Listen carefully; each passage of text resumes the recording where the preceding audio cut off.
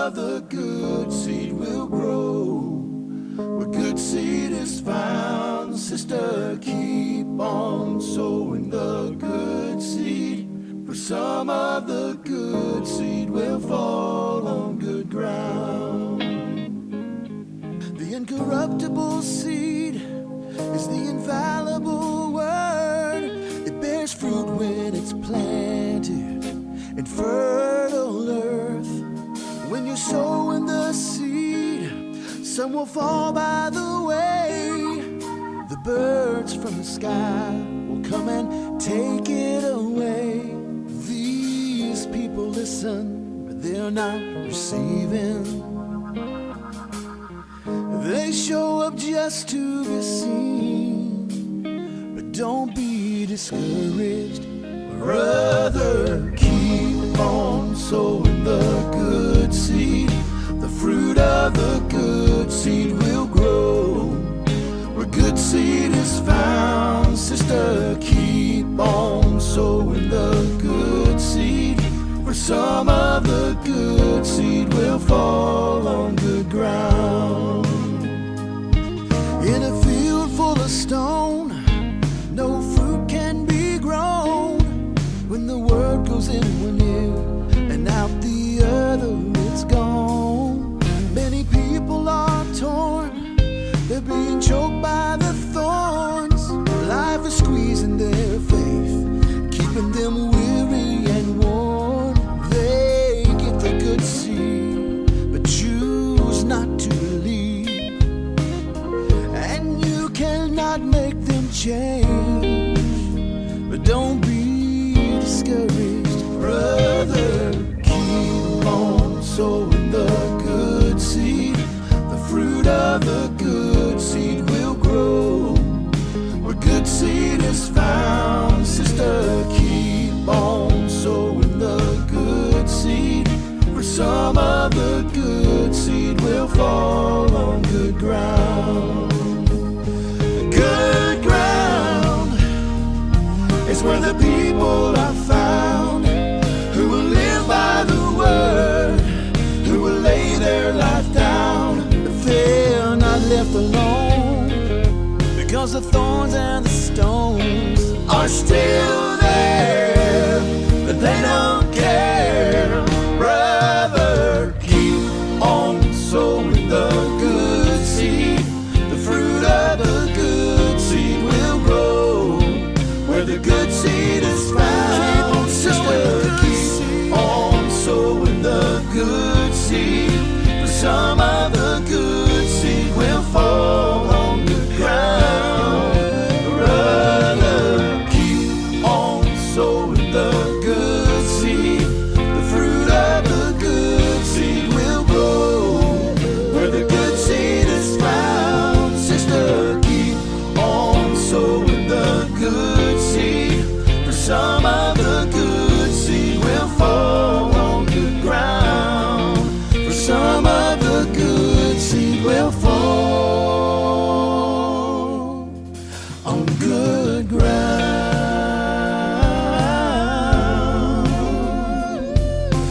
People keep on sowing the good seed. Hallelujah. Hallelujah. Keep sowing the good seed. Amen. Ia lulu ina pea le upo le atua o le fatu e le pala o le fua e le lei.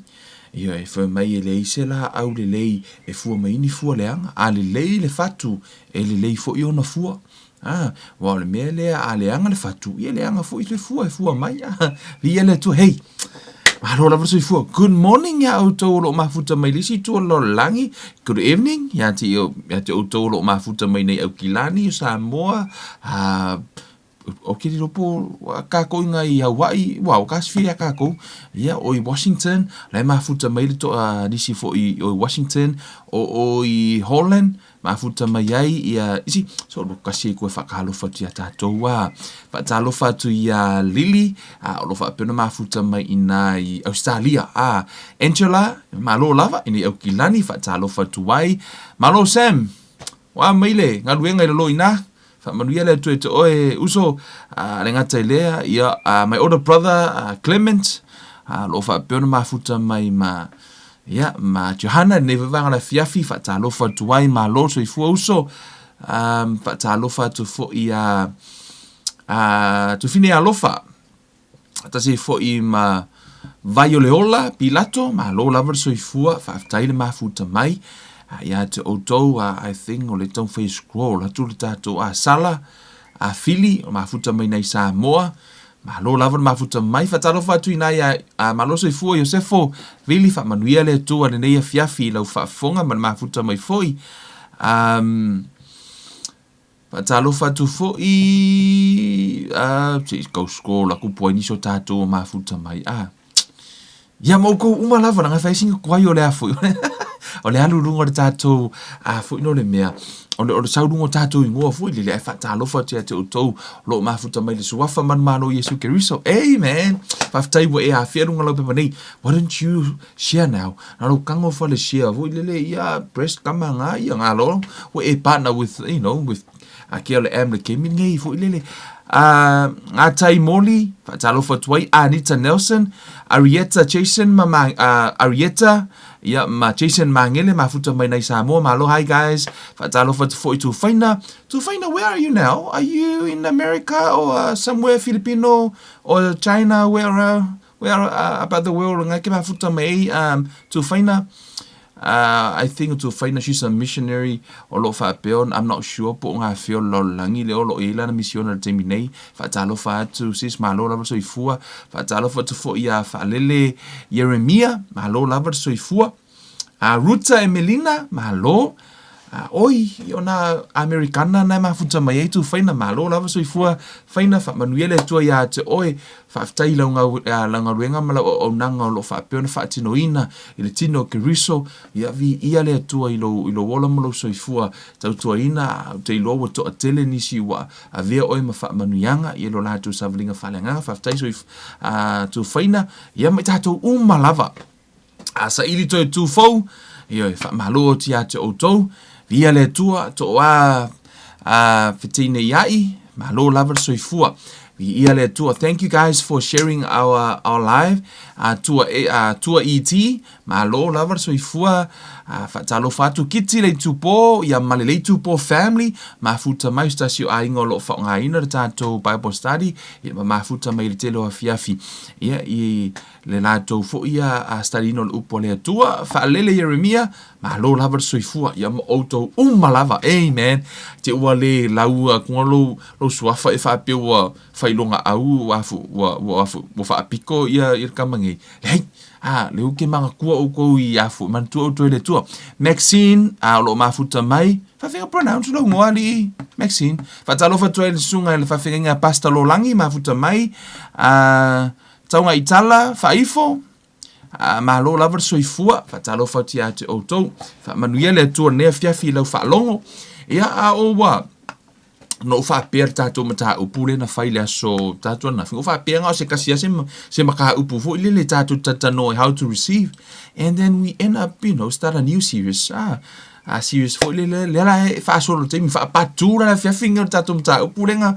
ka karango la so lua how to receive anything patu Ioi, ka ko fa penga fingo ka ko ona el te mete alo so se mata up so le ke so nga ko alu lo so va ko e ke le al maka upu so ai pe afa mo ku vo ile e pe wa e pe u se me fu le fa ile uma e pe mana ia le foi le to so over tato mata upu na tato tata no ai how to receive anything it's a good really nice title le la I feel mata ile matanga fo il tato serious na ye ke mo wala I lungo le tato mata upu ngai la lo aku fa talo fa tu fo mo la to lungo le YouTube ma lo la vo lo il tato YouTube channel channel le fo KLM la whaingoa Kevin Life Ministry e te alu te subscribe pai pete mai mo foi mo I la tau lo whaonga ina TV lo whaapena mafuta mai ai whatu o uploadinga pe a umale live Facebook o le pre-record te mi le nei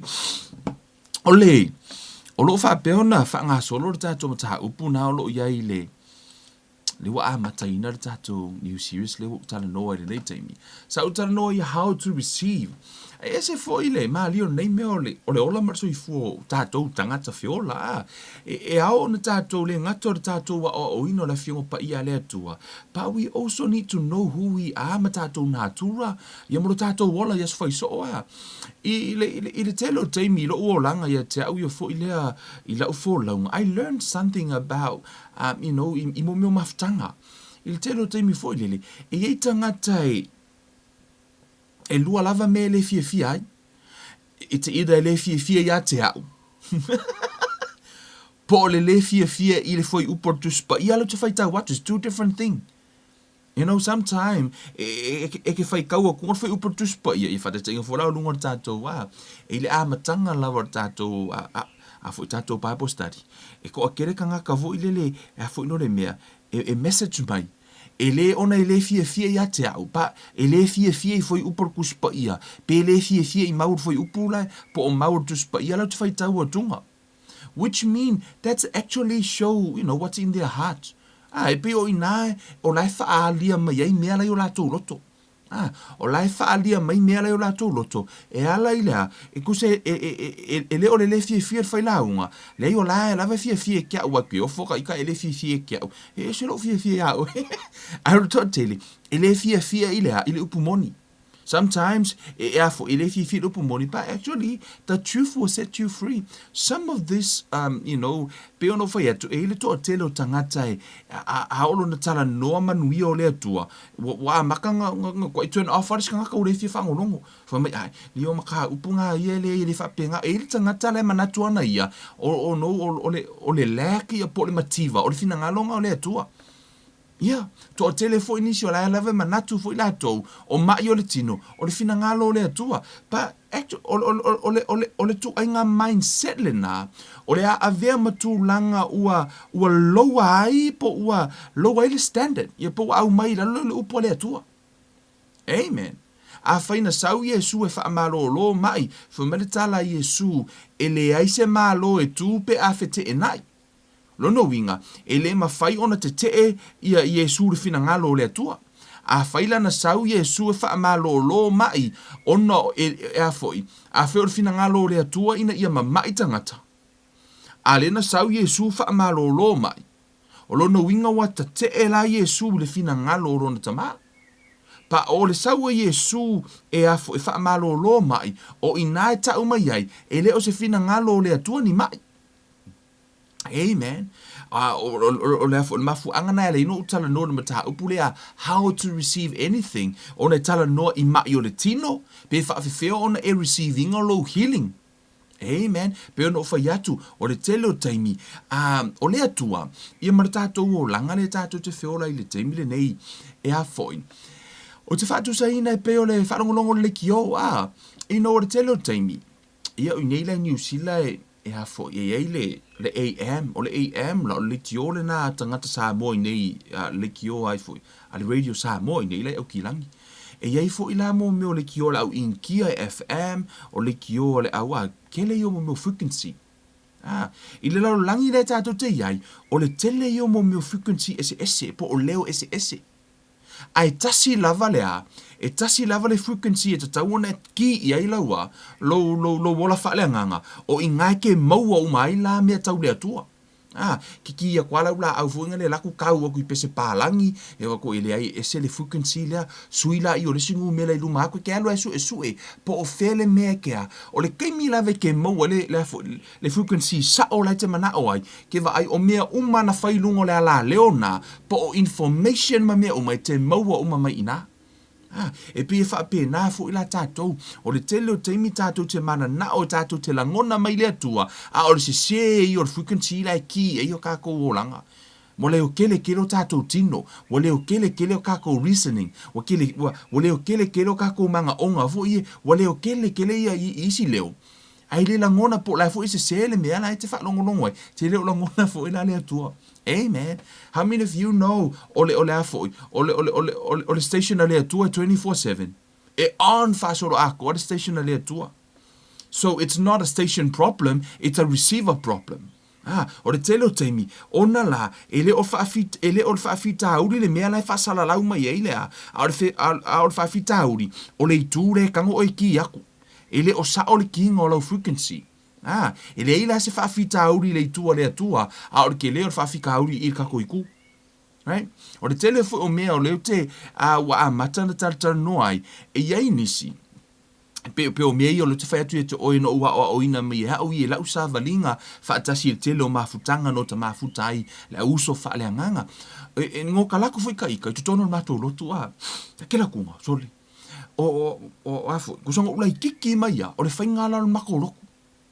O kusanga maka mea ke le lo ia ngasi isi aka ika lo kinga i la so o ka whanga o ka loku le loku la sa ua ia le loku la so ngā vai kau o sau lima o kau sanga o le mea la e whai sau whaasolonga se furu o kau sanga o le mea la whaasolonga i le luas furu o kau sanga o le mea so le o le gaming o koe laku o koe haru foi o le mea e kasi o le whaingala la e whai le lotu te ole upa tuspa ia e whai o le atua o le malama e tupu from glory to glory e mafuala no whai atu no o tama whai e whamatala atu le tūlanga there's nothing wrong with it te o whai atu whai PCC e iai mea na whai i asola e o mai le teimi nei o la lava tātou te whai ai tātou te lei lore mafuanga nara ina whai pe o kongo le luau o ia sola o kiki e kele anga fai lo mo me fonga fa mai sa o le o le luau yo kala ko kongo fora lo o le luau ingo o makua mai foi la e afu ngone me a o nga fai mako o mo ia sola ia a le ka luau sa la ia o luau foi le o konga kum luau ka ilo ya o ya kongo no loko so sila fie le anga nu o mane e te lo le mafu anga lenga o le tumu lau luau ai fa mai si e mangeso fo mai se parpala ese mama fu anga fa makala me kangaka lo la to fu theory e fa taulia ile me ringa o ko lau o saulo ngi New Zealand o la ko ele mo lo afu mo lo au ko mako fale o la ko au mai vo le lo au ke kango ko o ko ngi me o ka mai fai ma ke lo le ai ma se susu le ai ma se me fa ingo lo au me mai ngo foi mai mangeso e pepelo ia inga ua fai lau au ngai ka ke kanga kwa fai o fesidi a kuiska ngaka o lan mafuanga ringa o ko lau au o ko akele ele mala e fa mai la nga mako va iska ngaka o la ko fai tu sala o pe o le wa foi o tu pe o le me wa mafua ona e fai ona na eva ai le si tangata no na fai e o mai dal termine o la e fai fa atari tonunga ai tele o fai e tu sa ma se me na e lo o pe na e sa ili a pe ua fai fa religious foi lele pe ua fa pe na foi la tapua inga ka ko aku e fa pese umar pese fai ka ngol kuspa ia o launga o melengi o le fai nga fai mele amakanga he o marke mingi o la lava fia nga lu e ku le nga le ku ngi me fo a le o fai nga le nga mako fai le o le mea nga fa avai ai ku it's nothing wrong with it pa o le o tupu le nga lu o le nga o le tua o la foi manga o le tua i me fo la u fel wa ki apolo marfanga fo le la le for ki apolo ala la ve kolo le kalesia o lo por tus pa fo mai a saule o le anga e pe o le a fo mai a saule o le anga e pe o vai tafi o na si itia la i ele atua tu langa o eva ai le sawa al fa nga inga e la fo el ki apolo o le fatin kolosi o lungo le media o me o le mako i sawa ala lo ki apolo ala la ve kolo akako it's time for us to raise the standard. Si tial tu langol malama tu spaia, si tial le tu langol malama ilana fionga. Amen. Si tial tu lang I meta tu te faia. Raise the standard. Amen. Hallelujah. Sometimes wa matua ile hotel au tato tino, le hotel tato mana onga, waka ko le ko langunga le tu yo tato wanganga. Amen. Ala to so tato proclaim benefit. Let's pray. Heavenly Father, tama vi ia la o fio le nei fo ia fiafi to so mato proclaim te talo i le poto mai atu. Oe fa hali fa ilolo wa fio ne fiafi ile io mato ilolo finangalo la unga oe ma a wa oe tama ia te mato ne fiafi a o mato fa longo fa fo ile vi inga sua fo o Yesu Kristo wa ole mavala au tu ai nei. Amen. Amen. Hallelujah. Hallelujah. Also say hello to you, Margaret, in Washington. Yeah, I think I forgot to mention your name, but I know why you're tuning in. I say mai. Whaatalofa atu ai, mahalo lava le soifua. Tatou o le tusi a Mareko, lena tatou iai, pe no fai atu no sa fa pe o se maka upe kasi vole ka kala ngo ai fu le wo avia o se foi. It's a new series fu le tatou tano ai how to receive a wa o le mele o ka ko le kere ka ko le pasi ai le anga sapo yo la kapi o mea umanga ka unga le ka mala kapi ia le le receive le release you know a o ke me casta you ke si le tu ia va vela o pasi le tu fo mertala tu spa ia la fo ia tu foi o tatou avenga lo no ia vavenga pasira o avenga ile tua au ke ua umia le avenga o le mianga le inga e ki nga inga o lo kango u fu le avenga ia plele ia e pe o kamale lo ai ia pe o kamale o o Smith kamanga nga pa ia polo pasiro ia vavel pasinga si e ke mau polo wa le mianga le ki nga inga ka ko o le au o le afo o le o ku lo le afo ngolo mia mo me tu pu lo la mo soifua fo me le fiong pa ia le tua la fo ai mai avenga ia tau cast me your burden cast me your care for I care for you le fiong pa ia le tu me le tua pasi mai au avenga au mai au avenga ia tau ele I fai ele atua se trolley kua o ke anu makoso se avenga no mena na info mai le atua e pasi aku avenga po o mei tatu te papole pasi atu mele atua o le mea na hau ele se mea oe ai o le tele o teimi tatu tele o lafo tatu avenga ile atua o nga peiro la i o le se fafafinga nga laka pisa moa la e vavala au o kwa fafafinga nga ila ukamba laka pifo pasi mara polo pasi mara polo pasi mara polo fe kau yare pasi o kole polo waku wai nga umaku mo fafafinga me vai le mo pasi melo waku wai io mo kwa I fai kio ale afo fafafinga nga ile kwa nga pasi o kole polo au ke mau polo ma vel pasi ngol polo o ani ke o ya te oi ka pasi le tua ile ngia o mea le tua langa o lana foi mai le tua ala fo o lona fina ngalo it's his will o le fina ngalo le tua la fo ya tu avenga o pili ai ta lafu o lau whanau o lau ngā ruenga o le o mea nai tupu lo tino o mai lafo o mea nai o mo avenga amen so se avenga o le mea o tao fia o mai le whainga o se ngā ruenga amen a whai o ele ke fia alu e whai se ngā ruenga ale ke mai mea nata o le avenga that's a yoke o le burden o le mea na lafo a I le atua amen o le patila na le na tatu tano le aso te nei le na tano tua I le fo le so lua I le fo le fina ngalo le tua le wa le to recap ma tatu mata puna I tono tu si le Mareko le na ia le tamalo le molo na tali sa au mai na tali ave tatalo ile au so e ni malolo amen o I leo te whai atu I ate oi po o ai lava se kangaka o le atu o lai whero rua ingong whakuunga o min kangaka mai le oki ai sauka kalo ia ke oi ai e le malolo amen that doesn't prove the will of God po ai lava po ai lava kangaka makau kia Smith Wigglesworth le ngona whaatuina mai tangata silia to lua sumo tupu mai le tunga mau kakau whiokia whaaku me la ungole tua around the 1800s fatu tangata na fai saufo I Smith Wigglesworth e kakalo ia ke oi ai ele malolo that doesn't mean that's the will of God wa to tele ia ele malolo lo foi mai o fina ngalo le tua pa now le la tato wo tonu asiasi ono o I foi o le tangata le manu tua o to no le au so tatalo istangata malolo ia no tatalo ai o mai I wo le malolo ka mai kikira le lai moni mau I Mareko moni mau foi luka o I lo te fia fai tau o mai vaenga lea ono le tala Yesu fa mai ono fasidi atu leo o ia ilo tama talu mai ana fea ono o le na mea ia te ia o fai mai o ia talu ino o tamaititi wala fo so o foi o ia te ia le afi a toa malevai ina ia whano ai o ia ai peitai ai se mea e te mawhaia mai ai peitai ai se mea e te mawhaia ia e alofa mai a te I mātou ma ia e fesoasoani mai a te I mātou ona fetalai atu leo Yesu ia te ia a fai ua e mawhaia ona whaatuatua. Amen. Guys, you need to know who is speaking. O ai le whaia le tala lea, o Yesu. Peo no taha ua le vai aso I la aso lua. O Yesu e le suia.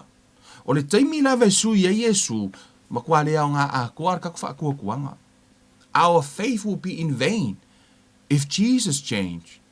O le taimi Yesu pe no whaonga wha te inga inisi o le tele yo ni a inga fu o whanau whiola I whanau le maanga ia ai a ho o loa ino o te whaonga ina mo a pisinisi a po a lavangi pisinisi fo ilo ni partnership na maana ia pe ko a wha kei mi kwa a maka mai ai ese le loko ngā kasi le kau whainga. Amen. Ma kwa I loko ngā kasi kau whainga mai ia ku wha kasi umaka ko kai whai umaka ko sia kai lua lima pela lua lima pasenge le lua lima inga ua halu pisingisi ua kupu pisingisi ua va ai kunga lesi fa mai ikile kula ngar wenga le fai le angi mea la o fai a la ua ala e fu e mola ngi rusu lima ele fea le mea le ua mata na sui they change. Why? Because of money. Wa avea tupe ma mea wa sui e tangata. E fo ine e sia uona na fo ina maa o le sia songa maki ki fumarkala ka maka le si fale o le sia o kei lele. Maa lo fa singo me orla se fale so. Fa ma ke lo ka sengi le. Ma lo le loto. O le fale le sa no fo ure to no fo ai. Vole o lo ko e lusi le fale. This is a true story. Fa mai o le ainga. No ma ko ma lo sia le. Mano losi le kalesia, fai me le kalesia, ia e fai lako loto. O le kaimianga malo I le loto. Kusanga malo ngi le loto. O le pienga le lua e asu sanko le loku ai. People change. O le kaimi lavanga malo I le loto, ke le kupe voi le, have le swing o ngaka. Amen. O Yesu la le kake o ngai, never change. Pe kele au kupe, pe le aingi au kupe, po le alavar kulanga situs, ele sui a Yesu, ele nervous Yesu, vai ku Yesu, wa kele au ai kalafu pe Yesu, le ai la sui la ula kama le lang wa kele la ai kalafu li, le manga yelo fa longo kakalo si as kengo so se finga ngale lima se furu la ole mai, wa kele nga ola, ko se furu wa fe la ole me va ko le kalafu, sorry wa kele wa pifa pe na natural tangata, e fili vo ile Yesu la le ai. He's not nervous with any request. There's no request too big for God. Yeah. Yeah, amen. O lo ye fa fitau di fa marita la Yesu I. O fitara Yesu fa mai.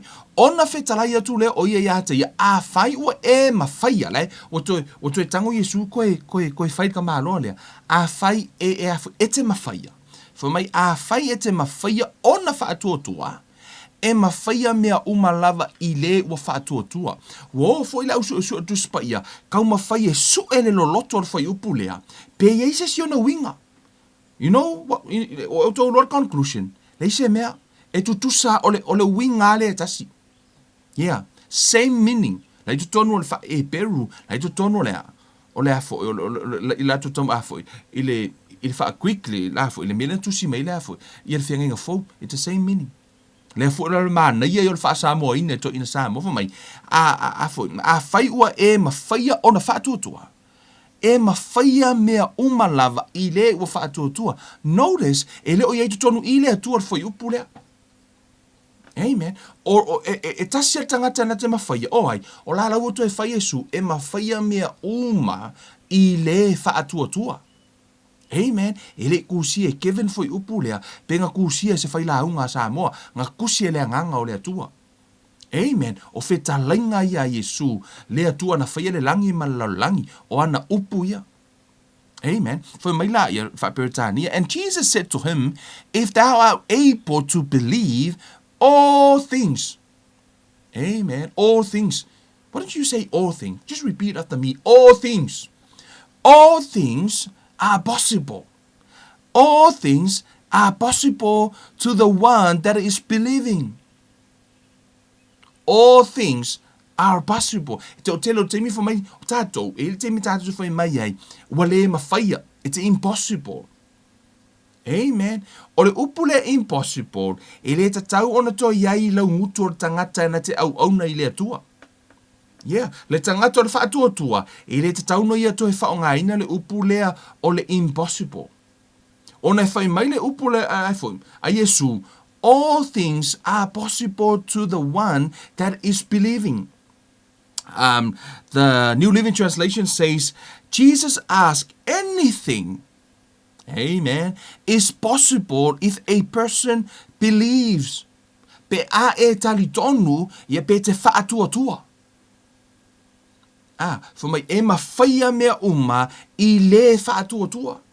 Pe ono whai atu tele o taimi wa tātou lafo lea, le tātou mata whaioi I le atua. Ai ngalo ia te tātou, e ieri tātou wahenga mua whai. O lea, o le tātou tonu mara whaatua, e mta upuna I luma atu.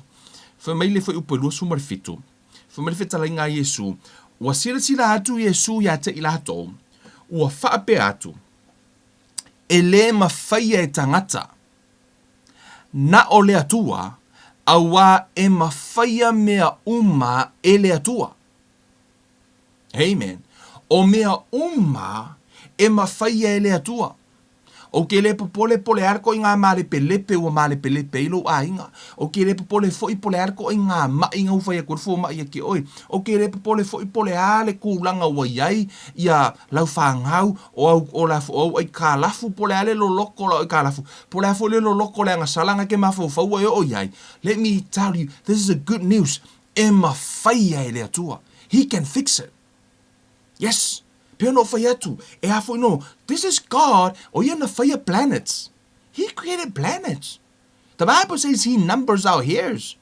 Even the birds. There's no birds dropping the ground without His knowledge. He knows everything. Amen. For my even the days of our lives. Amen. He know our future. For my o laua iai le atua. For my nei e loa le unga mai le amatanga. Man. Se va ai le ke le o le atua. O le akua makua ke le lava. Amen. Hallelujah. Te le o le whamai. Nga ke mawhaia mea Whamai a ke le I ole kufoi. O la ua I loa e le atua. O mea lava la. E mawhaia e le atua. E mawhaia e le atua whamai. E le mawhaia e le tangata. Yes. E le mawhaia e le tangata. Ai mawhaia e le atua. Pa, hey. A whai o le whai mere whai upu lea. Whai mai e le mawhaia e tangata. Na o le atua. A o luma atu lai whai mai e mawhaia mea I le taritonu. You don't just believe. Right? O le ele so o tanga o le mataha upu e liva, mara mataha upu se fulu. E le ngato o lo whaatua. A e whaatua I le mawhaia mea E le whaapea kaulavangonga e whaatua. E tatau ona e whaatua I le atua o ia e mawhaia mea Wai ne mawhai ona e whai mai. Ia o hauru ki whaakuakua. Leo ki whaakuakua I lea. Amen. E in vain no faith. Pe in vain no taritonunga. Pe a whai e te le whaatua I le atua. Amen. E tā ua la lo whaatua. Ai e ka ua foi lo I lo poa. Po ai le ki whaakuakua iai. Amen. E te tau ona e whaatua I le atua. Ato wo I le. Amen. Vali atu nisio. Toi o kasi e koe tua le afo. O leo koe la koe paha ia na imta upun tatu tanoa I le aso lua e koe mai le ka koe recap ma le tatu mta upun na. Let's pick up from verse 9 for mine. O le nei, ia whaapea o tau on tatalo lo ma tauta mai o le langi. Ia lo suafa. This is the order of the prayer. Ren for metala Yesu. For mai o le nei, ia whaapea o tau on tatalo. This is the way. Amen. Mai Yesu, this is the way to pray. O le awala le tātou te tatalo. Fa mai, lo mātou ta mai o le langi, o le te tatalo I le tama. Amen. How many of you know e te le tatalo ia Yesu? Yeah. You know, tonu nala mix up le kemi na whapelisi. Yeah. Awhi o le e te le tatalo ia Yesu, tonu tu spa ia whamarifetala inga Yesu, youto o le atu I le tama I lo uingoa. O le whamai wharatala Yesu, o le nei, ia whaapea o tau ona tatalo. If you pray, this is the way. You ask the Father in His name. Lono winga e tatalo. Au e koe confused. Kakalo I le atua, le tama. O le tama e tatou te o le hai. I le suafo Yesu. Whamai tala tuspa ia. O mea le lei e au mai le tama. O le malama, foi mai e le liu. Ia, o le atua le tama o ia au maia. O ia la le te tatalo iai. Amen. So, I will confuse na mea. Whamela ia. O le nei, ia whaapea o tau on tatalo, lo mātou tamai o le langi, ia lo suafa. Whamai, ia o mai lo malo, ia whaia lo finangalo I le lalo langi. Amen. ese la le tāua, for my, thy will come to pass. The will of the Father. I like the ASV. Thy will be done, as in heaven, so on earth. Ia whaia le finangalo le atua, ile lalolangi e pei ona whaia le langi, ia e loa lona finangalo. Ile ora ole tatalo le atua, e tatau ona I loa mua le finangalo le atua, fato aso so o I loa marimea ta ole ask. Na e tala no marwhai se furu fo mai, ia o mai lo malo, ia whaia lo finangalo, lea fato le whai sumatasi fo mai, ia e foa I mai ate I mātou, I le aso nei, a mātou mea e ai, e tatau ma le aso. Fato ole pe aski le mea au mai, ino ua I loa mua le finangalo le atua. You know, ona lafa matala Yesu, this is the way. Ole au wala le tātou te talo ai, mua te talo I le tama. Lona lua, ia e loa lona finangalo, ai e te le te talo. Ole taimi na me te loa lona finangalo, fato e te talo lo I le atua e au mai le mea lan, wafo laua e loa lona finangalo, e whata tau. Whai o nei te fia te talo, nei fia kakalo oe mō mai o lau tino, alu e su e po le ale finangalo le atua e whata tau I mai. Amen. Ese le malia ono o I e tele na felafo a I e tali tonunga fa filosofia to tele ele work lo kakalo po kakalo ai le work, you know, fa de inga to tele o tangata na mafuta matato polo kalami mai le amatanga. I think some of you guys le lunga I le fa longa mai mai luma te mina foi o le vanga kakalo yo la ko mai nga kakalo arkelo kaimi kakalo ele malo lo lava pa o le taimi na amata na whaalongolongo I le upo le atua, ma koe whaasao le mea lai tali tonu ai. O isi o la tau ia le uirunga, wa la tau tinonga, wale koe nguangia la ko whala au, sa ma isuka, wale koe ma isuka, sa moa I lea, I mwere ngungu, wale koe ma ngungu, koko maua lunga, ia, mai fatu, ia, na ale mafuta mai lunga, il toa tele. Ai se ono fo o taimi mua, o la lavanga whai mai la kou, ia, ape atu sai mo lo finangalo, la tau tele o ilor finangalo le atua. Pe manga ole atua fa maroro la ko pele ai ke lo le atua ele ise me fo le a foi e pe ka ma salo foi e shua fina ngalo le atua e mauti no ale a foi mai le atua elan pa a foi mai elan ululi ele ise me ka fo mai ia ele ro pe ka pe ka ululi ia. But you know what I mean na o le atua a foi mai le atua o na fa lava ua e malolo ai ele o foi mai le atua a kongo e ka malolo ai. No, e mauti no alama te malolo ai, but what's the problem? Amen. A whaina whai mai Yesu, e ma whaia mea uma I le whaatuatua. E ma whaia fo I mea uma I le atua, o Yesu ai onga uma kala I lua. Whai mai Yesu, e ma whaia mea uma I le whaatuatua. Ai koe whai mai lisia na whetalainga, e ma whaia mea uma I le atua. A whaia e ma whaia mea uma I le atua, a olona fina ngalo le wha malolo mai, o nga kakalo la ia ai le malolo le mai. Olona winga laua pepelo le atua. Mo kako whai mai pepelo le atua. O le tele lau taimi, e le malolo whai mai, o le fina ngalo leo le atua, ai le ai ma se kako kangofi, e siaki kako, o kako lea, o le receiver. Amen. E pia kako ke kua ia umai whaale kongu le pata le atua, ai le siakia kako patu po o sa o tatu pat. Amen. O le vaenga mua la le no tala noai, understand the will of God. Ia e loa mua fina ngalo le atua, pe ma na o le atua te malolo, you know, I guarantee you, in the scripture, that's God's will. O le atua fo mai, o na lava, uo tatou malolo ai. Past tense, wo umana tutongi. Wo umana malolo tatou. Amen. La fu itala noa mai a whaina whai mai o i se mai ave to ina tu se Jakopo ave to ina e ave tatalo ai. A whai la ma na ole atua e ave le tangata mai to ina e tatalo ina ia malolo lona winga o lona fina ngalo ia malolo. But I really want you to know le mea pito I siri ona tāua o le upu ask. Le mea la ina tatau lava ono tātou tatalo. Amen. Tingana I loa ele atu o la tātou te mamai. Ai se ale mea la ianga ka uar ka koua. Ask. Tātou te tatalo pia ina ia whai loa fina ngalo le atua. Amen. Tono le a foi. Le tala noa li Ioanes 5. Foi upu e fitu. Amen. Si koko inga le yongi suma lima. Hallelujah. Johannes suma lima. Foi upu e fitu. A faito te tu mau ia te au. A tu mau fo ia upu ia te outou. A tu mau upu le atua I tutonu. A peno fai atu ia e lolo na finangalo. O lana upu lo na finangalo. Ma Yesu. A faito te tu mau ia te au. A tu mau fo ia upu ia te outou. O mea uma lava tau te mana na o ai. E le o ni mea ma na o ai le atua. Right? Ai, e lengia upu ka koe whai kaua mai. A whaito te tū mau ia te au, a tū mau fo ia upu ia te outou. O mea uma lava tau te mana na o iai, tau te hole atu ai, o na whaia lea mō outou.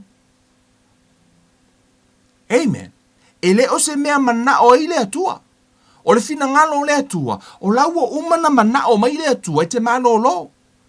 Ai a whai te le mana o te malo o lo. It's up to you. A whai o te mana o te malo o lo. Fumai le tatu spaia. A whai tō te tū mau ia te au. A tū mau fo ia o upu. E ta tau ona e loa le fina ngalo le atua ma tū mau le upu o le atua. A e loa lana upu. O lana upu la le na o le te o le atuai. Te loa ia ingai New Zealand fo ilea. A tonu po fifole tunu ne te iai. I think America o te le lopo le ale ingo le lato le ke alu e au mai mo mio penge fiki ma fsosoangi fo ile lea. Ine New Zealand e i ta alo sanga. A whai te alu e ave I a fo. A whai o ol tanga to le mana o mie se fale fata ta inga. A whai o haulo te New Zealand o leo te mana o mie se fale. O leo o homeless. A whai o te mana o mie se fale. O inei New Zealand, o laua iai le vaenga e mawhai o na maua mai ele fesoasoani mo fale. E mawhai o na o walu iai, wins, e mawhai no o walu leo vanga. O le mea lau te alu iai, o te alu ana I le wins, o lai iai fo I le lato au wala e vatu e talo sanga, e ta tau o na o ask. Right? O le tele o taimi, o tātou a mata na whaalongo whai tau tuspa ia. Be careful I le mea ta talo e a mata I le mea ta o le Thanksgiving. Tama fo I le leo lau ka kalo fa mai le atua whaafetai mo lo malolonga. Laua e whaafetai le malolonga, the question is, na e whai I le atua I lo malolonga. Did you ask for healing? Sometimes we pray, say, God, thank you for your provision. The question is, na e ask I le atua mo le provision. You know, a lot of things, e malamalama ia, e le confuse ale mea pe atangwa o I e whai. Ia e loa, e le ke e whawhekai se I longa ia, e avatu. Fatua e whawhetai. Amen. O le taimi lai tutono pe o le tātou wara mo le tātou soifua. Whama I tātou I loa whawhetai I le atua I mea uma. Le matatu spa ia a e ole atu. Ma ia e whawhetai e mua la ave lau talo sanga. Pe te ole. Ona fatua e whawhetai la ia. Ele eise kanga kar gaming e le whapeo ke laku roi o ke laku e apalai so ufare fore. Ho laku rau whako whaka alofa mele kenge fo ile leo whayaku ia malo la verso I fua. Whawhekai ke lea mo le fale. Ia whawhekai a mo le fale. Kuso loa ave whawhekai le fale. A ele avese kalo sanga e whakau le fale. See, ele make sense. Whapena fo ila tatou wola ma soifua. To tele nisi wa tatalo ile atua. Wo aku whawhekai ile atua. A ele asku mua. Po le ale mea au mai. Fumero tala tuspa ia. A whaito te tū mau ia te au atu mau o Yesu lea. E le pepelo. Fo mai atu mau fo ia upu ia te outou. O mea umalava tō te mana na o iai. Tō te ole atu ai. Ona whaia lea mo outou. O le tatalo lea. Fo mai Yesu e mauti noa e whaia. O tangata e ole atu e tu sa malona fina ngalo. Amen. Ai ia tatau ono tātou wole ask. Ask for mai, e vi ia lo tamai le nei mea pe a outou fuatele mai, o na whai ei leo outou mo uso, o lai tala noa Yesu lea, I fua o talo sanga, me olo ka kalo ai fua mai. Amen. Tatua tutua le si I tua le Ioane, Ioane sfumar Ioane fitu. Amen. Some of you think, Lord, kele yo foi upelur kamala. Man, it's better than my own opinion, right? Le alo va ai tonu la fiongo pa ia le tua. E tu tonu le yone e lima ai fitu fa sunu fa mai. Ua o ai ia, o no fo ai leo yuta ia u fa peane. Pe fa pe fea e ona poto le nei tangata. Ai le ia o ina o ia. O fetala ia tu Yesu ia te ila to o fa pe atu o la o mataha upu ele o sa ulava. A o lana na awina mai au. For my Lord tala Yesu, I like the Amplified version. For my, ai se tasi e fia fai lona finangalo, e loa e ia le mataha upu. For my le Amplified version down the bottom, for my, if any man desires to do his will, ASV for my, if any man willeth to do his will, pe po ai lava e ngā wai, e mua e ngā wai. It's all part of your heart. So se taimi lava te talo ai, check your motive. Si yaki le mafua anga, pe no fai atu. So o se taimi lava, po le a lava lo mana onga na iai, e tā ua lo ask. Ask. Tato ole tu si a Jakopo. Amen. Ye e lolo no finangalo, Jakopo lo na mata upu e wha. Foi upu e lua. Let's pick up from verse 2 for mine. Mata whaalongo lea for tala Jakob for mai. Ua o tautu ina nau, ai le I maua. For mai ua o tautu ina nau, ai le I maua. Ua o tau fasioti ma o tau losi. Ai tau tele I mawhai ona maua, tau tele I maua. O a me o for mai no tautu ina nau, ai kokele I maua. For mai ai le I maua. Ua o tau fasioti ma o tau losi, ai tau tele I mawhai ona maua. For mai lai o lesi whaenga for mai, wau tau whemi sai ma whai taua ai le I maua. For mai lai o lesi whaenga muni for mai, ina ua o tau leo le atu. See? O le mafua anga le ala ina matitiva tangata Samoa, ma matitiva to tere o whanau o lalolangi, o il whanau o le atua. E mafua mai, ona mamai pe, ele o ole, they are not ask. For me le tala, mana ile Amplified version. For my Amplified version, down the bottom for my, you do not have because you do not ask. For my, you do not have because you do not ask. Ona e te le o le mafua angale nai alai, ona e le maua. Ai a e ole I le atua, e te maua. Ai a e ole I le atua, le na tātou tala noa mua I le afo. I le foi upu mua, le na tātou tala noa. Ia e ta tau ono tātou wole I le atua. Ask. Ta tau lava ono tātou wa. Fa leo atu o tātou mana onga. Mea nafu maritala tusupa ia. Aua tau te popole se me tasi. Ai ia fa ai loa o toa. E ala I le tatalo. You need to acknowledge or ask. Ta tau lava ona fa leo. Aua I tau ona e fai mai. La lava I loa ele a kuani me le kupu ia kia. Ia. La lava I loa ele a kuani mai le lo kingo. Ia. Karikongo ile akuero faku ile fa malolo ke karikongo ile akuero ile fa malolo o na lawa e talitonu ai ole fesili na e tatalo ile tu did you ask ona fe mai le afo ile fion pa ia le to mai wo to ina nau ai le I maua wo to fasioti mo to losi ai to tele I mafai ona maua wo to fe mi sai mafai taua ai le I maua ina ua o to le atu. O le vaenga pito I sini na tau wale le tatau. You need to ask. E tatau ona e o le atu. Ie e loa le si mena e sofu mai fa mai. Ai le I maua. Ina ua o tau le o le atu. Fa mai, ua o tau o le atu. Ai le I maua. Awa ua o le atu ma le faa le tatau. Ina ia faa umai ia mea yo o tau mana o le anga. See? Ngai. Tu so le oto e tau mawhai, e ave kākou, inga ia koe adjust vo le tātou, ina ia tali le atu e tātou tatalo. Fo mai le tala le tuspa ia, uoutou o le atu, I le fo la wole. Fo mai, ai le I maua, Ai se hale me ua le maua, mai, a wā ua ole atu male faa le tatau, e ole atu, e le tusa male fina ngalo o le atua. It's not according to God's will. O le mafua anga le nā, fua mai wala ina le maua. Fua mai, so se taimi lava te ole ai e le tusa male fina ngalo o le atua. Fua mai la ia, o naea, e pia ko inga kakalo fo ilili. Ki ngā ngawa ai a kor ko olua, le sika ngaka o le whawhinge e whaire ko olua, lau whai mai le atua. Ke manga o le whawhinge le la. O le ai o le whawhinge o le ko olua, le sita ngata. E le tusa hai male fina ngalo o le atua. Lau kakalo e whai pui por ko olua o lesi. Yeah. A e te talo i le atua, su e le fina ngalo o le atua. E tusa malona fina ngalo. Ai wha mai, ina ia wha umaia me i o outou mana o le anga. O le toa tele o tangata, o le afu e te talo i le atua ia malolo. Mana tua o le atua sila le loto, o lai loa e le atua, o lou loko ngai ei, o le kaimia e ke malosi ai, o le a e koe fo i a.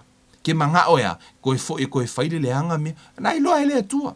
Ana fa matara tuspa ia o le mea le nā, o le wha le tatau, ina ia wha umaia mea i o outou mana o le anga. Amen. E sila fia le atua lou loto e mafuai, pe ke manga o ke kakalo i le atua ke au onga, ko ke lengi so ka ngaka le ia, e se sifo ina mai fo lana tau tinonga, na whai i le atua. Sau mai sa moa, le uso leanga mala au marisi aso, o mai sa moa, o mai o mosion to lua i la lo, o lai mo i le ngungu, mau ai le afoi, a toto mawalunga, o le suka, a kelesho, a tele i o mai na mau ai foi lele. Tolu masina na ave fo mai, fai leo lana tala i le atua. O tu ina atu lo wola, a e wha malo lo ia te, o te au na ia te oi. Koe vidi mele uso fo mei ke au. La koe koe siaki, everything is normal. E o fo i le ngungu. Ko ngi fa fo le ngungu. Ma kua i o fo mai. Ai sea, na tu i le fiongo pa ia le atua. Amen. Fa tua ile. O lona loto. So se teimi te askai. Check your motive. Si aki le anganga ngai ke whai ai lau kakalo. Amen. Kango si aki lo anganga nai afoi. E te whai ai le te talo. Na to hoi le si foi upu. Amen. Lo tala know how to receive. Amen. Tono le mātaio. Amen. Mātaio is fulma le valu. O lona foi upo se fulma le iwa. Ka kaunga le lei ka kou le mea leo receive. Hawa ka koe ngofo ia o le lava le mea kupu o le mea ngai kupu. Ei, no. Nga ai le fina ngalo le atua. Whamai e o le atu, whamai. O te whai atu fo ia te outou. A whai e loto ngā tasi se to alua. O outou, o i le lalo langi. I se mea la te ole atu ai. E whaia lea mo i la ua e lo utama o i le langi. This is Jesus speaking. Ole oi, e se le tā ua ta talo le iuru ngā li. Kapos. Ta mā martina, wha martala tu spaia, o te whai atu fo i ate outou, a whai o Yesu a le tala noa wha mai, a whai e loto ngā tasi se to alua. O outou, o i le lalo langi, i se mea la te ole atu ai, e whaia lea mo i la uelo utama o i le langi. O lua i le urungali, a whaia i se mea te lua mana na o ai i le atua. Ia lua o mai i a tasi le mea te lua loto i ai. Su e le fina ngalo le atua e whatatau i le mata upu le na. Nā la alua, ona lua o mai la ia loto ngā tasi, ona lua o le i le atua. Fo mai no tala tuspa ia, e whaia lea mo i la ua, e le i whai mai le i e fo Yesu, a o kurunga o ngā whakarikari la ia po le ase fina ngalo le atua. Pe kali pe le kali. Amen. Ia e si kia po o se me wha maafo, i wha tau nu o imana o nga le anga, wa le mea na i ona le tali le atua, pe na luo mai le me te lua mana na o ai mo le fina ngalo le atua, su e mua, po le a lava le mea na te lua su ea. A kou ngai ke lua, kau su e se lua ka avale kau aki, nga e le lua, se lua pisingisi, po se lua taxi ngai su e, o mai wha atasi moro to lua le atua, ia mai foi upor kuspa ia, for you will supply all of our needs according to your riches in Christ Jesus, au mai nisi foi upor kuspa ia, ono tu mai rei kong, ina whai rei le si vai. lea la ata tatalo. O le prayer of agreement, e to atasi le tangata e tatalo. Ai pe o lai agree e tuai le tangata. Va ai a whero ta maa le te talo, ka kalo le ta maa, le atua, ma te mana na o le mea le a oile fafine, ia agree atu oi, yes Lord, yes. O laua lua loto ngā tasi le mea le na. Ai ono le tele o taimi, ia pe o e pe ua mix up me folo, o ka kalo o ka maa le atua, fuha i mai se ta avale, fai ele maa pesinisi, a ke minga lai fo ngofo le fafinge le si piko, le atua, ke manga au se fale o loa, fai le mea lea, e no le atua, ia e se le manga o ngol fafinge, e se le manga o ngā lai manga o ka maa loa, that's not agreement, e le ongoloto ngā tasi. O le prayer of agreement, whamatala Yesu, whamai, a whai e loto ngā tasi se to o lua o tou, oile la lo langi i se mea, i se mea, la te ole atuai, e whaia lea mo i la ua. This is a really powerful prayer. Ma whai fo o whanau, o mai le whanau te tonu, o mai loto ngā tasi, ta talo. Amen. Even a group. Amen. O mai le kalesia whaatasi ma whai ona prayer, pray le prayer of agreements. Tasi se me o uma i eile ha. Ia loto ngā tasi uma le mea le te talo ai. Amen. Whamira tala tuspa ia, whamai e whaia lea mo i la ua e lo utamaa o i le langi. There is a power in agreements, power ona loto ngā tasi. Amen. E ese le tā ua. Le no tā ua le tusia Ioane, mua le Ioane.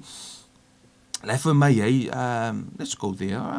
Mua Ioane ono mta upu e tolu, fa upu suma lima, I believe.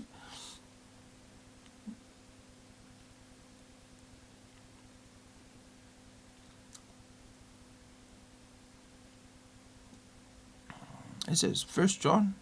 Okay. Lena tā ua e Yesu, tā ua fo Ioane yu tātou loto atu. But, tātou mua fo upu le tusia Jakopo. Amen. Tātou taimi, tu se Jakopo, o lona mata upu e, pe ono whai atu tā ua le ask.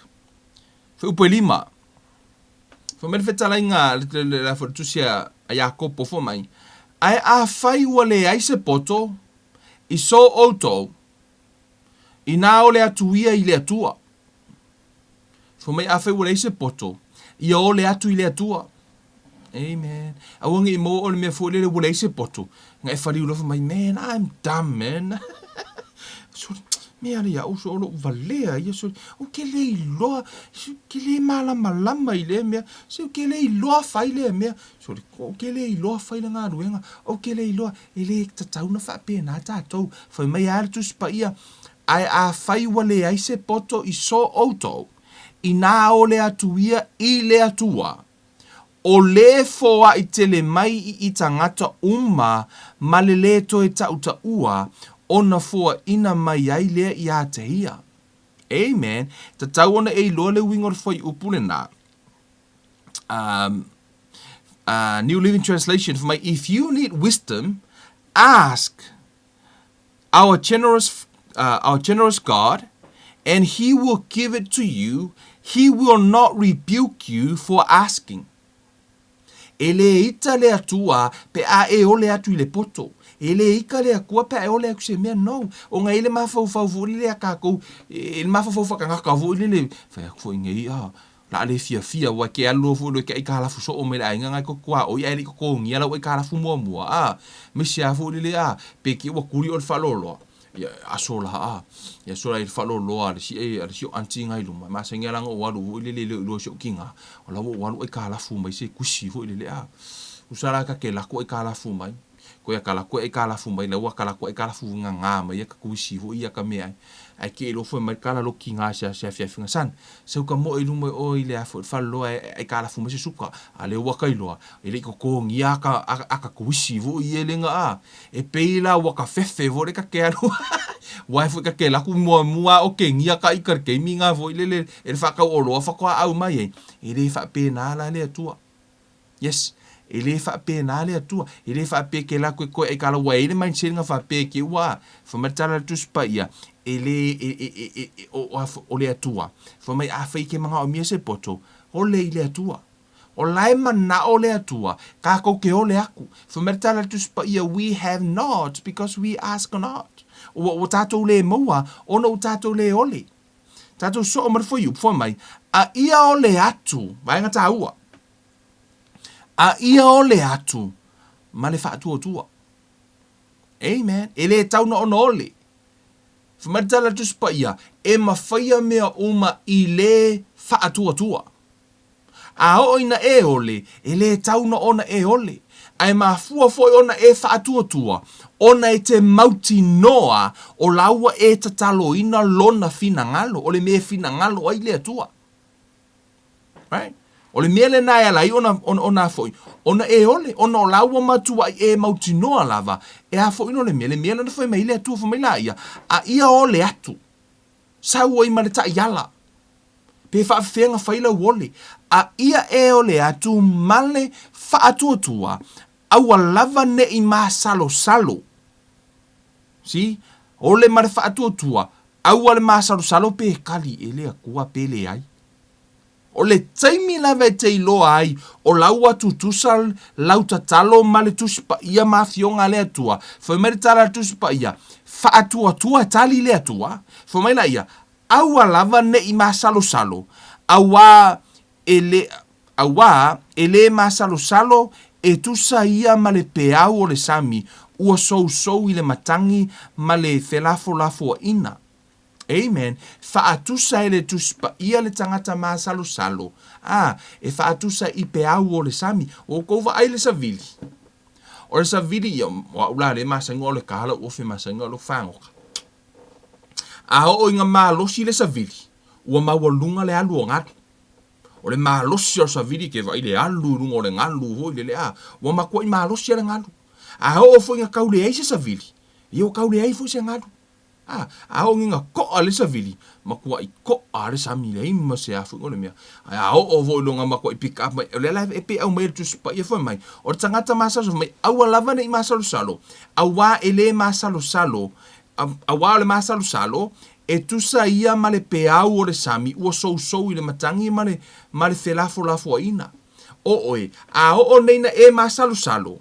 E pei ala oe whaakusa la oe o le afoi, o le peau o le sami. A o vo i lele nga lafo ai, vo i lele sui mai le kau. Ia wa sui vo le alu rungo lo roko. Wa va ai kwa vo i lele like kakalo kwa i le kua, like va ai kunga. E se a me like kupu. E se ale mea nga e kakalo ai, ala ke vai e kunga peo, lai kupu mea mea, wa e vai fodele alua e rungo lo loko wa fo, e fe la fo inga solo o ilea, ono fo o mea lai te va ai, e ke muli le mea angi le makangi, o tau i lo le mea angi le matangi, o le mea fo inga e alu e ngalu, o le mea angi le matangi, o le mea fo inga e angi le ngalu, a laku makangi fa apea, e alu fa apea le ngalu, a sau fa apea, e alu fa apea le ngalu, fe la fo ina solo, fa pe nala tangata nate le mautonu po le ale fina ngalo le atua la e masalo pe o fina ngalo ele o le akua pe le ai e le mautonu solo e fe la fo ina la o ia fo mai lo tala tu spa ia va nga na ila lo me fo mai la ia o so ina matangi ma fe la fo ina mai la ia aua fo mai aua lava ne i manatu le tangata fa upo fitu aua lava ne i manatu le tangata, na te maua se mea e tasi mai le alii. Fa mai auanga i e mawhauwhaua o e le ke kakalo ingar finga ngalo le akua, a lai ke masalo i lo loto pe kali le atua, pe o le fina ngalo nao le atua, fa mai kala kuspa ia, aua langi i mai maua se keimi ke mawhauwhau pe mo se kali. No, o le tali la le la e le kali me le akua le la ukali kia oe, o le kali e le ai e te le maua. Lana laife me le tuspa ia. Yes, fa meltus pa ia aua lava na i manatu le tangata na te maua se me tasi mai le li. O le te ole i le atua a e ole tusa malona finangalo i le o te whai atu sa ili mua su e mua le afo i foi upor tuspa ia e whaatatau po le finangalo le atua e whaatatau i le mea a lua ole i a lua mauti noa. Ia matua i longa o no lua mauti noa, o le fina ngalo le na o le atua, like, bonus, o loa la ina ua lua i loa le fina ngalo le atua, e ke lua le koe masalo la po le ale mea afoi, e le fe la fua ina o lua, to ole mua le Ioane, ka koe fo i mila i tatou tai, mua le Ioane o lona mata upu e lima, fe upu sumar faa, Foi mai. O le nei fo i le whaamalosi. This is the bonus. Foi mai. And this is the bonus that we have toward him, that if anything we may ask according to his will, he do hears us. For mai la ia o foi. O foi upulano. For mai a fai foi ua tātou I loa, e whaafafonga mai o ia te I tātou, e se mea tātou te whaatonga tuai, ua tātou I loa, e maua I tātou, mea tātou te whaatonga tuai. This is the confidence. So o se tangata lava na te I loa le finangalo o le atua, wa mauti noa lona I loa o le atua, o lona finangalo e whaamalo lo ima. O le tangata la matua I mautonu maua mautu. A whai e te tatalo, whai mai le tala tuspa ia, whai mai ia e tali tonu, o naua e maua. E te malolo. Mō tātou ia le mautonu po le finangalo leo le atua, whai mai le tala tuspa ia, aua nei e whaapea, e te maua se mea mai le atua. Nana tana noa ele tu se Jakopo, aua nei e whaapea ke o leo ki le atua, anga ia e whaapea la ia pe fiki se laki. Pe ke ua la vea mai o le lisi whaamalolo le atua ngai aso. Ma ia, la wo o whaamalolo ngā le atua o ia pai mala whai, po kai au o mai ke o whasolo ngā le atua. Ke iloa, e o mamea whaavavau, ele o kwar whasolo ngā le atua e te oi. Pe a whai, I to tonu o loto, e te le o mautonu, pe o finangalo le atua whaamalolo ia te oi. Mea nai ala ina tā ua whai mai, ia e loa lona finangalo. Nai tano tu se Efeso, Efeso mua tolu. Nai le tu se Efeso nai tano me fo mai ia auni whaavalea tātou, ai o tātou I loa lona finangalo. Fo mai o tātou I loa lona finangalo, ia saili mua finangalo le atua, e te mautonu no I lona finangalo. Ma kua ia e alua malou I loa, o le mele na mana o I le atua.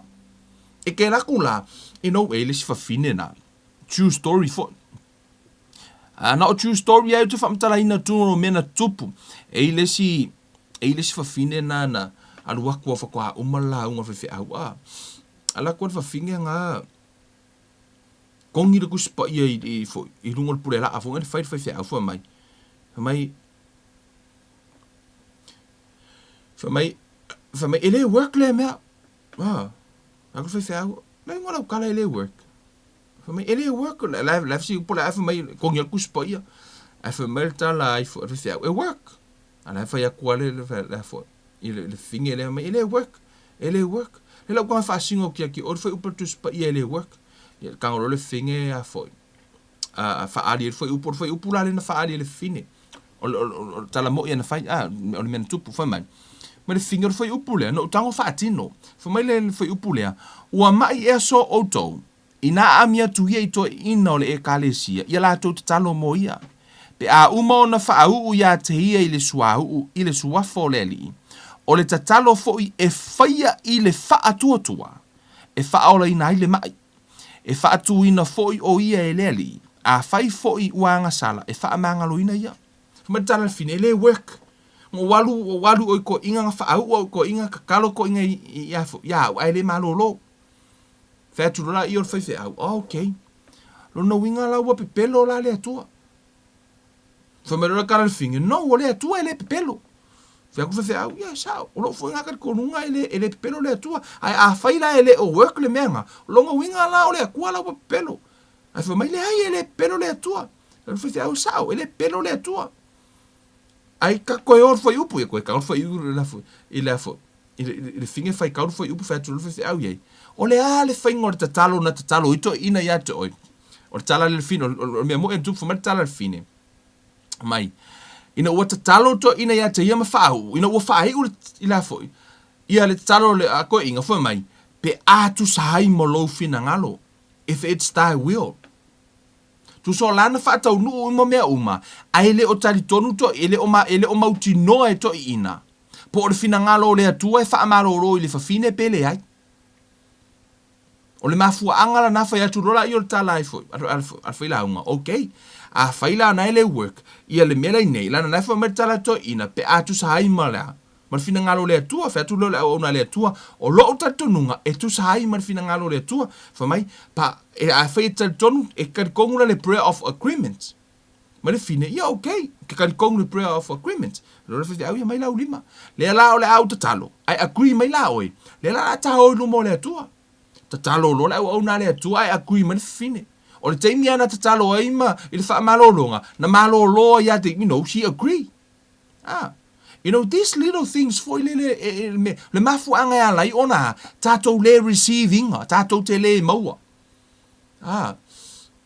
ona tato le maua I can give you testimony pero fa atu tele yo oni mea fa pe I le ma ua fa nga malanga si mato si to lua e le taimi o mai le taimi but we need $5,000 mana o mia ma ua se lima afeta la is tasio fa moi man ka America mi mo le lo po fe me mai lima fi mo ia o le wo o le asfalele a le sko nga I mga o mi ai awe ko o fare kai mi kai mi nga wo uma kalo finga lo le tua wo wo au mai foi upor kuspa ia ma mai masio ko lo mango foi la fa ku la upule for my prayer and pray in the prayer of agreement o so fa ku le tua I'm really sure we already prayed the prayer of agreement ave ma la o ma for you le fa ma oni o le tua o foi la so o foi la sko nga ile fo ile audio le la fo o las for ile na ai fa ilo mai le tua se tasio tanga to lai sa o fia na nga luenga so no o fia na nga luenga le tua na so he owe me ele to ngia ni sio pili ma no fa ilo mai le tua it's like a flash ile fo ile o miti wow just give this man a call so o tango la ia vili tanga tale mo le sewing mi nga e fa ku nga I fo ile se me no sewing atua I just mentioned le fo ka fo mai sa o la ka ma lo sengi mal siaki o ka ma lo sengi mal siaki au mai umar siaki nei ele ko ngia that's a payment of a lot of nga luenga sa fai mo ka ma lo sengi mal siaki au mai fo mai okay o me yo siaki o nga luenga ia Actually, praise God. When we pray the prayer of agreement, the Lord will lead you. There's also sometimes, we short of $1,000 per week. Is it as you short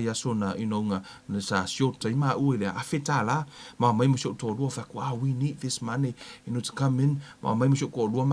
This is so funny, but we practice the word ma mai loka kalo ile tua e afi kala ni mele manga o mele ale se tupe ya ma ai o la so lulu ai akula si nga li nga vili ki ha fa mai le ma mai drop mai le ngo se lau limas fulu 650 ya ma ula ni out of the blue ke ia wo mangi ka ngaka fa mai okay we give you 650 deposit nga ruenga fo le wifi la protection ite fo eva ko deposit nga ruenga le nge fa praise God umolo ko ma mai ma fo mo sio ko lo le ala fo afen menga ma sa ma kalo ma le ma fo ma sio to lo ale nga le ngo se laudi mas furu le mo wa ya sa sio ko lo fa sio ko lo ke lo hey ko sa we actually asked God for $1,000, not 650.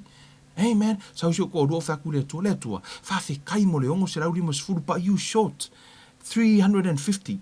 Ole ko me le kupe. Yeah, it's really nice to be honest with God. Amen. Use the word of God and be honest with him. He actually short. Faf kai le tua 650, but I really fak le tua. Makile agrees 650. We agree $1,000. We need to have the attitude of faith. I'm telling you, le po la valena. Makere ima moi. I message mai le sili inga ngafo mai I le kango ti posti da ku le ko se la lima fulu ko ngolo accounts mo nga luenga fa o mo nga luenga le pili nga luenga soli mo le afetala.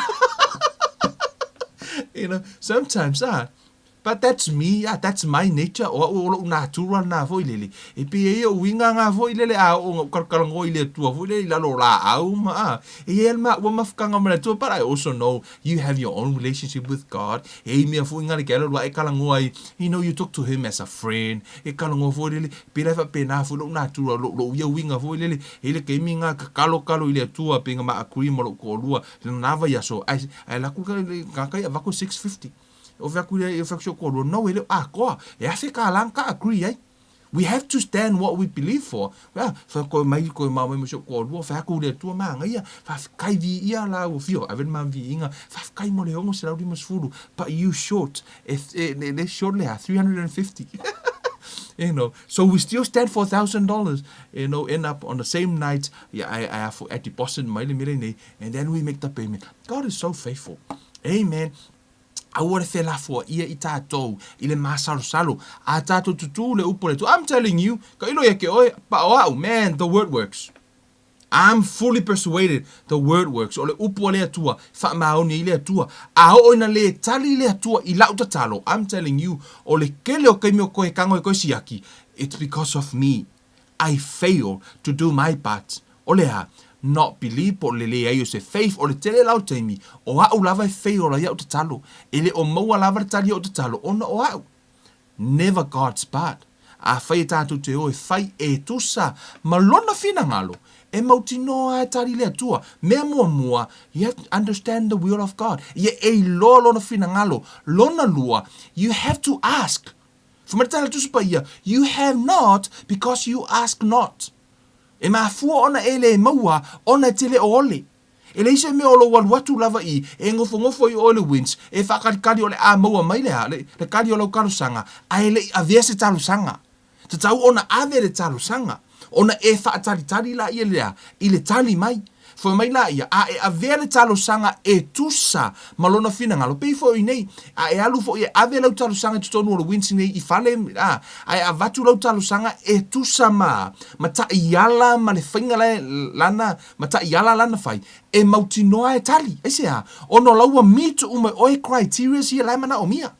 Fa pena fo ila le fiong pa ia le atua, laua umana o le malo o le atua, o laua au mai le ta iala, a e o le atu I le atua, ia e o le atu e tusa, ave lau talo sanga, e tusa malona whina ngalo, a o lona e loa ma ua e mautinoa, o laua ave e tusa malona whina ngalo, fa me le tala tusa pa ia e o le whaatutua, au e te salo, wa fo o laua e ask according to his will, fa me la ia, aua toi masalo, o le taimi lava te masalo ai, fo mele tuspa ia, aua na e whaapea, e te maua se mea mai le atua.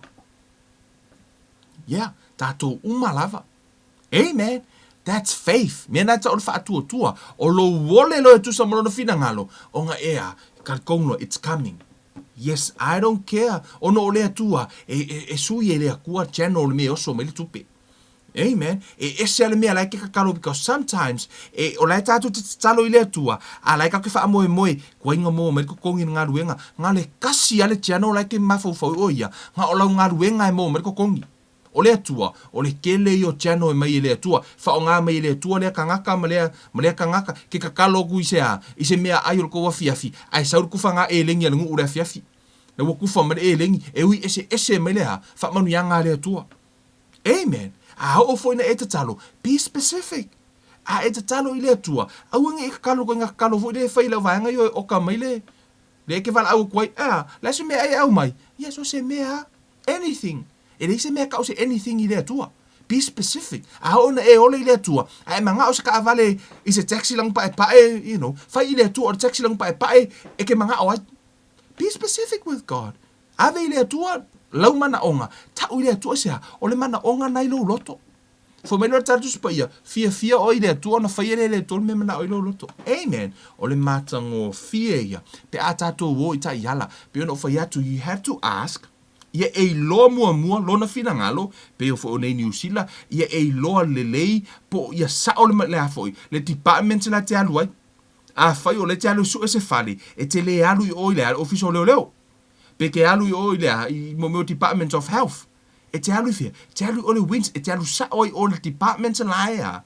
Laea, na e alu ave I lau talu sanga, e tu sa mata I ala o lau au mai, o procedures lau au mai lau vaenga, e afoi, e whaonga. Ia ona, e latu fulo e follow ai, wha pēnā fu I la lea tua. A hoi na e alu I lea tua, e tā ua lou I lolo na fina ngalo, ona e ask la ia, a ia according to his will, For mai la ia ona e whaatua, you have to ask by faith. O le ask by faith, o lo tali tonu, o laua tali le atua. Amen. O na ala na po le finangalo na o le tu mo le tala tus pa ia. Seek ye first the kingdom of God and his righteousness, the right way. That's righteousness, the right way. Po le au wala sao e tusa malona finangalo. Amen. Ona tali la I o le atua ia autou talusanga, ia malau talusanga. Amen. Whamanuia le atua ia te outou. Whaaftai le atua lau talo nea fiafi mo ila atou fo I o mana o mia tūlanga tau finance. Tūlanga ia mai o le tino. You know, I'll release your faith. I'll pray some of the scripture. Ina ia mawhai ona fesoa soani fo ia te oi. But this is the prayer of agreement. Amen. E te agree mai. A le lau ta talo atu. Amen. Let's do things. Peno fo ia tu isi aso. If you want the Bible result, do it in a Bible way. E mana o e te maua manu ia o tuspa ia. Fai I au wala lau fai mele tuspa ia. Amen. A fai mele tuspa ia ona wha lava lava o e mara lo fai mele tuspa ia la fo ia tua venga. Hela me le la fo ia le tua. Amen. A fai mele fo tuspa ia au e te popole a e ole atu. A e ole au e te popole. O le tele o teimi. O lau o ole a la lave popole. O la la tele o sta ile fionga le tua. A fai mele tala tuspa ia. Au e te popole a e ole. Amen. O le teimi lave te ole au e koe popole. Mena ta o fa tua. Amen. Hallelujah. Tatu talo.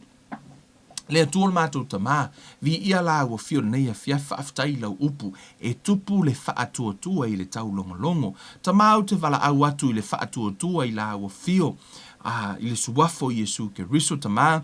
O te siti atu lau whanau I la ato o mafuta mai, I la ato o loo mana o mia seleni, tūlanga tau tupe. Mo a onga le whanau, le tausia ino lātou a inga, a le ngata I leo le tautua ino e ka le sia, o a nisi o vaenga o lo mana o mia ai, le tupe tama. Tama, o la ua fio wa umona e wha manu ia mai, o lo fina ngalo ia wha tamao a inga ina lau whanau tama, se I e fōa I tama, se mana ongo yo lātou loto me tau tupe.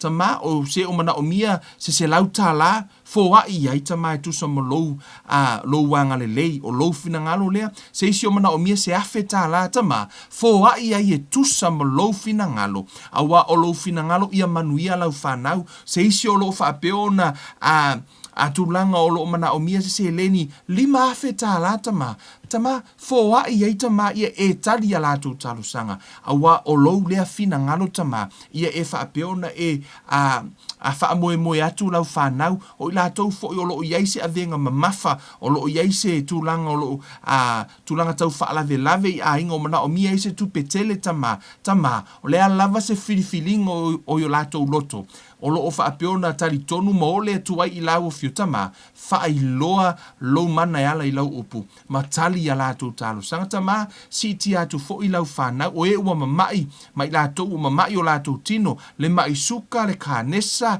whaatasi o toto maua lunga o le nunu whaatasi o a umamai o lātou tino tama I le suafo Yesu na e fetalai o whaalava lava o mātou malolo ai tama I le suafo Yesu te tatalo I lau wha malolonga mai o lātou tumua I se I o o lātou vai o lou le fina ngalo o lou le fina ngalo tama wha malolo ia te I lātou te tulia I se le mai I le suafo Yesu wha malolo I lau whanau wha malolo I o lātou mai uma mo lātou tino uma e ei le wha malolo ngō lau fio I le suafa manu malo Yesu ke riso o te whaafetai lau foai whaafetai lau wha malolonga I lau whanau le neia fiafi ono le suafa o Yesu whaafo I le vi inga tusa malau upu le neia fiafi ha o ina yo mātou tangata vi ia lo suafa Yesu nei ma se I o I le whaavavau lava amene ma amene hallelujah hallelujah vi ia le tua I le neia fiafi whaaftai ia le whaavanoa ino fo I o lo taimi sa whaapeo na mafuta ma tātou prokalame le ngata fo I lea whaaftai fo I mo le share ino nei prokalame I lungo lau timeline mo I lātou I lungo le YouTube whaafetai fo I some of you guys te ngai comment mo I lungo le tātou YouTube ia whaaftai I le atua mo o tau whaamanuia le atua o le saore nā ia male au nanga whamari tala ai fo ai fo Yesu ia petelu te alofa ia te au ai petelu I ma Yesu whawhanga I lau lafu whawhanga ia o maha moe petelu te alofa ia te au fafanga ia mamoe teilo lo ka lo fai ia Yesu lana na maliu mo tātou wanga sala le mea fo na tau mafai lava e fai se sao ina ia mafai ona a vatule upo le ola fa malo si ai oi mafafanga ai oi esea o le alofa ia Yesu fa fo ile vi inga ia Yesu a wai tu mau ia te ile vi inga o tātou umo lana whanau o lana o tātou ana au ona amen fa manuia le tua ia te o tou ma malo longo ne fia fi tātou to e feilo ha ile sa asau nei pe a pule alofa e ulia ile alofa mla anga leo le tātou o tua mo te minei o Kevin Uluiva nei alofa tele mo o tou fa asoi fuaia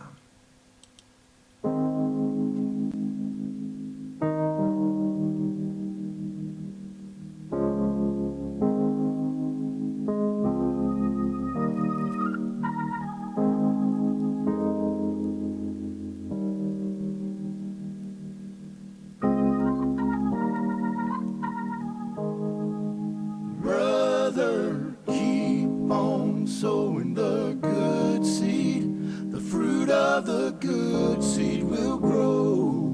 Where good seed is found, sister, keep on sowing the good seed. For some of the good seed will fall on good ground. The incorruptible seed is the infallible word. It bears fruit when it's planted in fertile earth. When you sow in the seed, some will fall by the way. The birds from the sky will come and take it away. These people listen, but they're not receiving. They show up just to be seen, but don't be discouraged. Brother, keep on sowing the good seed. The fruit of the good seed will grow. Where good seed is found, sister, keep on sowing the good seed. For some of the good seed will fall on good ground. In a field full of stone, no fruit can be grown. When the word goes in one ear and out the other, it's gone. Many people are torn, they're being choked by the thorns. Life is squeezing their faith, keeping them weary and worn. They get the good seed, but choose not to believe. Cannot make them change, but don't be discouraged. Brother, keep on sowing the good seed. The fruit of the good seed will grow. Where good seed is found, sister, keep on sowing the good seed. For some of the good seed will fall on good ground. Good ground is where the people are found, who will live by the word, who will lay their life down. But they're not left alone, because the thorns and the stones are still there, but they don't care. Brother, keep on sowing the good seed. The fruit of the good seed will grow. Where the good seed is found, sister, keep on sowing the good seed. For some of the good seed will fall on good ground. Brother, keep on sowing the good seed. The fruit of the good seed will grow. Where the good seed is found, sister, keep on sowing the good seed. For some of the good seed will fall on good ground. For some of the good seed will fall on good ground.